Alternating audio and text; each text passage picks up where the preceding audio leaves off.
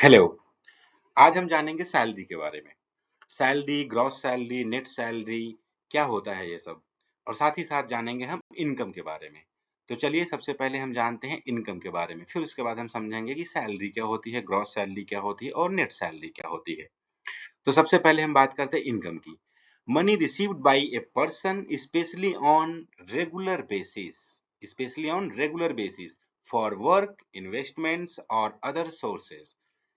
इसका मतलब ये हुआ कि एक पर्सन को जो भी कुछ पैसे मिलते हैं या जो भी पैसे वो कमाता है, इधर बाई वो अपने वर्क से, वर्क मतलब अपनी सैलरी से या लेबर से या किसी बिजनेस करके कैसे भी कमाता हो, या किसी इन्वेस्टमेंट से कमाता हो या किसी अदर सोर्स से कमाता हो। अदर सोर्सेज मतलब अपने काम के साथ साथ वो कुछ और भी काम करता है।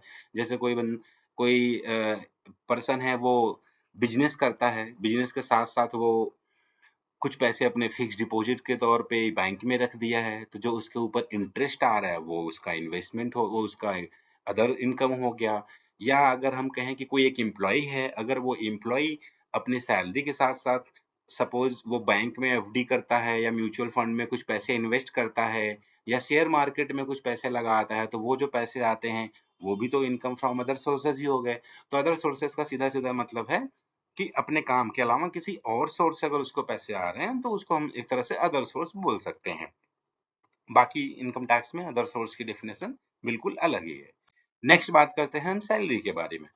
तो as per section 17(1), the money that an employ receives usually every month for the work he she has done is called the salary. इसका सिंपल सा मतलब यही हुआ कि एक एम्प्लॉय है जो अपने एम्प्लॉयर से हर महीने पैसे रिसीव करता है, उसे ही हम सैलरी बोलते हैं। अब वो पैसे हो सकता है वो मंथली रिसीव करता हो, कई कई बार ऐसा होता है कुछ जगहों पे कि उसको बाई मंथली पैसे मिलते हैं। कई कंपनियां ऐसी होती हैं जो वीकली या डेली ही पैसे देती हैं। अब डेली में बात करें तो जैसे जो लेबर होते हैं, जो मजदूर होते हैं, वो काम करते हैं, उनको तो वेजेस मिलती हैं, लेकिन हम वेजेस को भी एज ए सैलरी ही जानते हैं।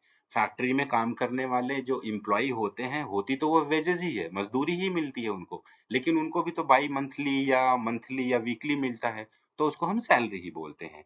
तो एग्जांपल के तौर पे monthly salary received by an employ, simple. जो भी उसको मंथली रिसीव होता है या किसी एक पीरियड में रिसीव होता है, चाहे वो 15 डेज हो या 30 डेज हो, उसको हम सैलरी बोलते हैं। नेक्स्ट है ग्रॉस सैलरी।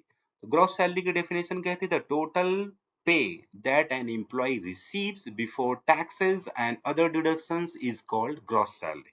मतलब जो भी कुछ पैसा एक एम्प्लॉय को मिलता है बिफोर टैक्स या किसी डिडक्शन से पहले, जो भी कुछ उसको मिलता है उसको हम बोलते हैं ग्रॉस सैलरी। एग्जांपल के तौर पे देखते हैं, payment received for salary and other is gross salary. अब पेमेंट जो सैलरी के लिए मिल रही है वो तो मिल ही रही है, उसके साथ साथ कुछ और भी चीजें मिलती हैं, तो अदर की डिफिनेशन यहाँ पे ये है कि अदर मतलब जैसे आपको बेसिक सैलरी के अलावा अलाउंस मिलता है, बोनस मिलता है या कमीशन मिलता है, कंपनी की तरफ से कोई पैकेजेस मिल रहे हैं, and profit in lieu of salary. अगर आपको सैलरी के अलावा इस तरह की चीजें मिल रही हैं तो वो भी आपकी सैलरी का ही एक पार्ट होगा, और उसको हम सैलरी के साथ क्लब करके बोलते हैं कि ये ग्रॉस सैलरी है। और ये ग्रॉस सैलरी जो होती है बिफोर एनी डिडक्शन मिलती है। सपोज आपकी सैलरी 50,000 पर मंथ है और आपको 10,000 रुपए का बोनस भी मिल गया, तो ये 50,000 प्लस 10,000 ये जो आपको मिले हैं टोटल वो 60,000 मिले हैं, और ये 60,000 जो है वो आपकी ग्रॉस सैलरी है। नेक्स्ट है net salary.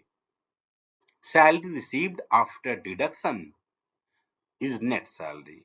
It is also known as take home salary. Example, salary received after tax and other deduction is the net salary.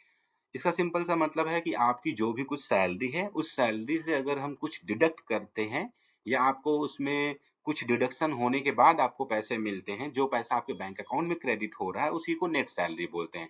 यहाँ पे एग्जांपल के लिए भी समझ सकते हैं, आपकी 50,000 रुपीज सैलरी है, उसमें से सपोज करिए 1,800 रुपीज का आपका कुछ ईपीएफ कटता है, या कंपनी कुछ सर्विसेज आपको देती हैं, जैसे कैब सर्विस देती है, मील सर्विस देती है, या कोई इंश्योरेंस की अलग से आपके लिए प्रीमियम पे कर रहे हैं और उसको पैसे डिडक्ट कर रहे हैं।